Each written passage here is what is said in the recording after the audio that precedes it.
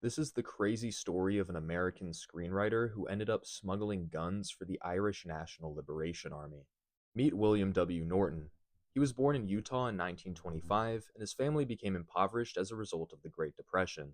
This experience would shape his worldview for the rest of his life, and he became involved in left wing causes from an early age. Norton served in World War II in Europe as part of the U.S. Army. Upon returning home, he continued his political activism.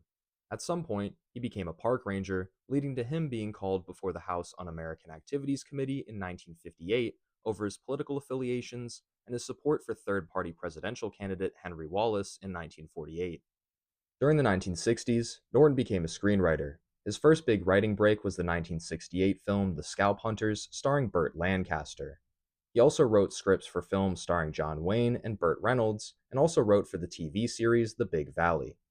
Throughout his screenwriting career, he continued his political activism. During the 1980s, many Central American countries had left wing insurgencies, and Norton had joined support groups for those rebel movements. At some point, he was asked to purchase guns to be smuggled to a Guatemalan militant group, which he agreed. This would continue until his retirement from the screenwriting business in 1985.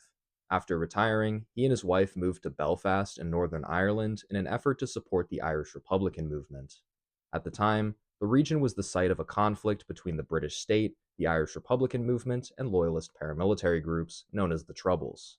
One of the main Republican militant groups was called the Irish National Liberation Army, or INLA. This group adopted a Marxist ideological outlook which appealed to Norton. At some point, he was asked to smuggle guns for the group, which he agreed. Norton flew back to the United States with this goal, buying 35 guns in Southern California with his own money. They were then loaded onto a pickup camper, which was ferried to the Netherlands. He and his wife then posed as American tourists to receive the shipment and transfer it to the INLA. This first attempt was successful. In June 1986, he was asked to do it again. The same exact method was used, except this time the shipment arrived in France. While attempting to receive the shipment, Norton and his wife were arrested alongside two INLA members. He would spend 2 years in French prison as a result.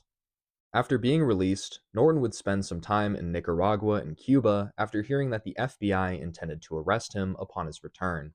In 1990, he returned secretly by sneaking across the Mexican border.